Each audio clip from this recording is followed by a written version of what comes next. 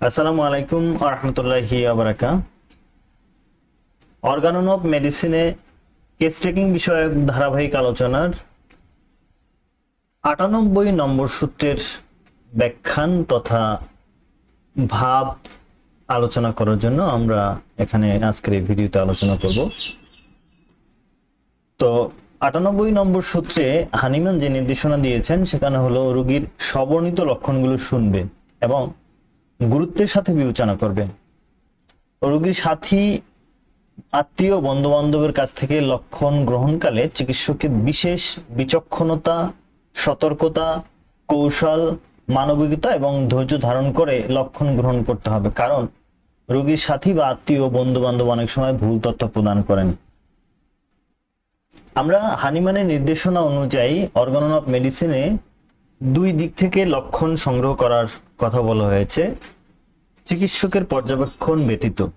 প্রথম হলো রোগী নিজে, দ্বিতীয়ত হলো অ্যাটেন্ডেন্স অর্থাৎ রোগীর সাথে যারা আসে তাদের কাছ থেকে। দেখা গেল আমরা একজন রোগীকে বিশ্লেষণ করতেছি অর্থাৎ কেস টেকিং করতেছি, লক্ষণ গ্রহণ করতেছি। এমতো অবস্থায় রোগী কথা বলার সাথে সাথে তার সাথে যে অ্যাটেন্ডেন্ট রয়েছে তারা কিছু তথ্য আমাদেরকে প্রদান করলো, কিন্তু এই তথ্যগুলো একজন চিকিৎসক তার বিচক্ষণতা, সতর্কতা মাধ্যমে যাচাই করে তারপরে ব্যবহার করবেন। একজন রোগী বলল যে সে প্রচন্ড মেজাজি,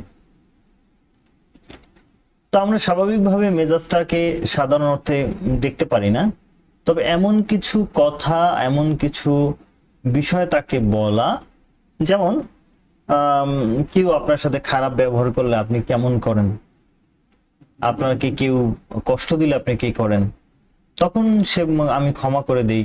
কেউ বলবে যে আমি দীর্ঘদিন আমার কষ্টটা পুষে রাখি এবং অপেক্ষা করি সুযোগের। কেউ বলবে যে আমি ইনস্ট্যান্ট এটাকে বিরোধিতা করি। তো যাই হোক, এই লক্ষণ অনুযায়ী অর্থাৎ এই কৌশল অনুযায়ী রোগীর লক্ষণকে অর্থাৎ অ্যাটেন্ডেন্সের তথ্যকে বিবেচনা করতে হবে এবং গ্রহণ করতে হবে। লক্ষণ প্লি গ্রহণ করলে আপনি মিসগাইডেড হতে পারেন।